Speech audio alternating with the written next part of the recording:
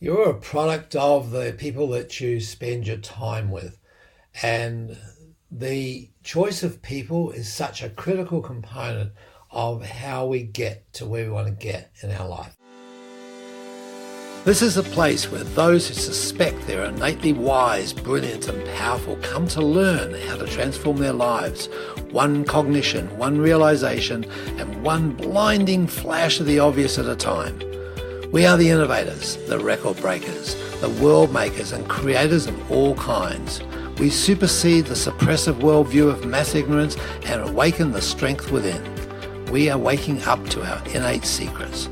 My name is Dr. Mark Postles and welcome to the In8secrets podcast. So I come from a background of do-it-yourselfers. It's like there's a badge of honor in and always has been in my familial history of, you can do it yourself. You don't need anyone else to help you. Be independent, be self-reliant. And there's a saying in New Zealand where I hail from is a reference to number 8 wire. In other words, everything can be fixed with number 8 wire. Some nations like US and Australia have anything can be fixed with duct tape. It's like no matter what, you can do it, you can patch it up and you can fix it. Well, that's a fairly limited notion when it comes to getting big things done. And as you look around, you realize that every single person is different. Every single person has their upsides and downsides, their pullbacks and their brilliant points. And so when it comes to getting stuff done then wouldn't it be useful to recognize that difference and exploit that difference and play for that difference? Now, within difference, of course, there's two sides to it, because if a person's different from you, then there's going to be points of disagreement. There will also be points of agreement in the areas of similarity and sameness. But the points of difference are the ones that often we have pullback against, so that we don't go there. We don't engage ourselves with people who are different.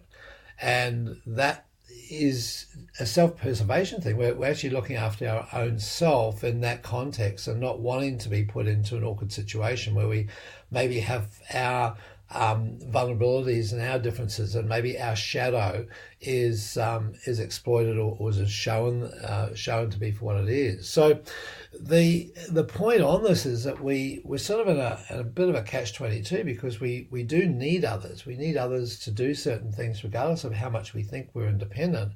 And we are interdependent with others.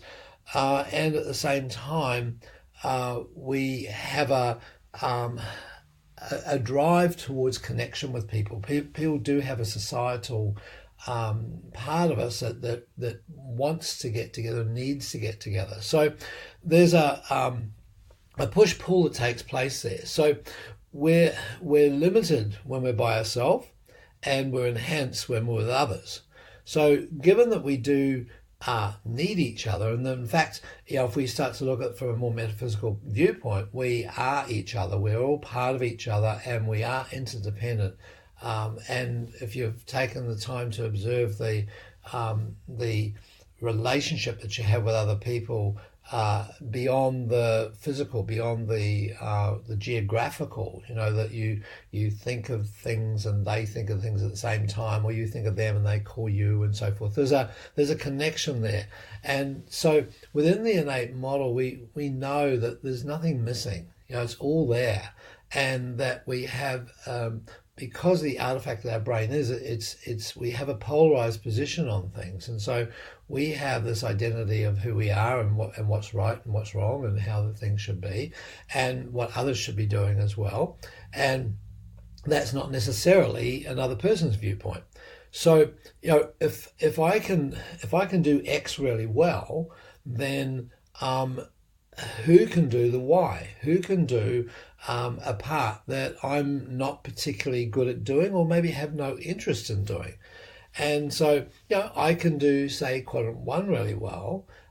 Who can do quadrant 2? And that's really where we start to to get traction. Because if the quadrant one part that I can do really well is expressive and big picture thinking and future orientation, then and the two part is not my thing. I can't think of anything worse than sitting down for a whole day chasing around a bunch of figures on a bit of paper or on a computer, just to find a 10-cent difference in a balance sheet. That's not what I'm made of, and yet I know they've got that part in me. But I really appreciate the person who has that part. And therein is the that complementary opposite is the Achilles heel for me, because I would see that person tends to be a nitpicker or tends to be pedantic or have these sorts of labels for that person, because they are so intent on the mastery and the artistry of doing their details and referencing the past in such a beautiful way which they do. And so that becomes the challenge in looking or working with that person who occupies that different space. So when it comes then to your group, your team, your business setting, a collective of any sort, and you're looking to enhance it, then it's about doing a gaps analysis on the existing group. So you look at where are your gaps, where do you not have those people that can really move the needle and really move you forward. And it's really, in most groups, it's quite common because, or quite obvious, because the group has got together for a certain purpose. Say, for example, you're a support group, and everyone who joins a support group likes to support people and likes to help people and connect with people and so forth. And the energy is very much about individuals and making sure they're all part of the group, and it's quite an inward-looking, kinesthetically driven organisation. And if you look at the group, there's that becomes the archetype of the old track, so possibly the quadrant 3s and maybe some quadrant 2.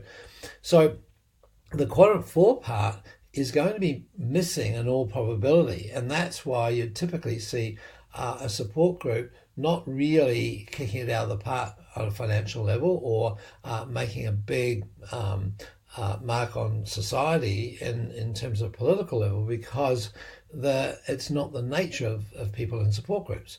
So it's about looking at where your gaps are within your group, and how can you then hire or take on board or recruit someone who has a very, very different viewpoint, which would be, in this case, a quadrant 4 style, which wants to break things apart, reinvent them, do things different, kick it out of the park, be bold, be brave, be out there.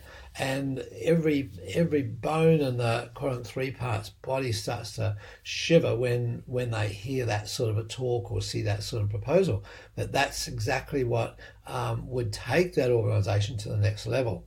So being aware of the nature of the group, and say it could be a group of entrepreneurs, and there's all this huge big ideas and big picture thinking and redeveloping and reinventing, and people are being challenged, and they're all pushing their own agenda.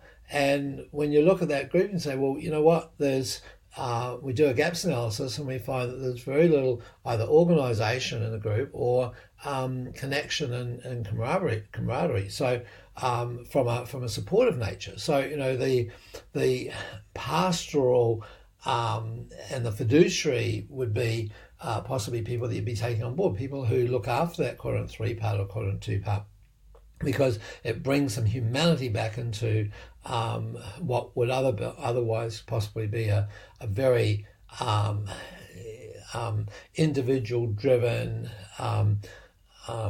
capitalistic, sort of opportunistic style of organisation. So that way that organisation gets richer and it gets more sustainable if it's got some balance in there with that, with those other quadrants that bring their amazingness to it. So got the idea it can happen from any area. So look at your organization and look at where you're missing out, where the gaps are in terms of people, and you can use the innate model as a good measure for this one, and put it all on the same grid, and you'll see where your strengths and your weaknesses are showing, and then manage the weaknesses by bringing in those who have strengths in that area.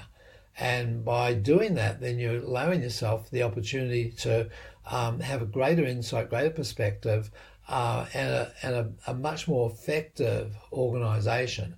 Now, the aspect of this that's important, though, is to make sure you have tolerance for and appreciation of the differences. And within any organisation, it's just a relationship, a romantic relationship. It's about appreciating the differences and knowing that those differences are what allows that organisation or that relationship to go forward with power and with strength, because there's a unity in that difference, and know that you all have all parts anyway, that everyone has everything we need, or everything that's available, and we've chosen to shine the light on certain parts to the detriment of others. And so know that as soon as you bring another person into that scenario, with an area that you don't have any light on within you, they're going to shine some of that light on you, and it's going to bring up within you some of the things that you do have perceived to be missing, or some of the things that you don't particularly like or use. And so that's where friction lies in relationships as well. So that's the beauty of it, though, knowing that you can then be grateful for that other person in the relationship. You can then choose your people appropriately, and you don't have to do it all yourself. You don't have to be a number 8 wire or a duct tape person and attend to everything. You can choose your who's, and together you'll make a far more harmonious and productive organisation. Let us show you how to fire your brain in ways that serve you, so that you can be confident, connected, and bring joy and passion into what you do every day. Get a free copy of my book, The Innate Model. Go to theinnatemodel.com/free book.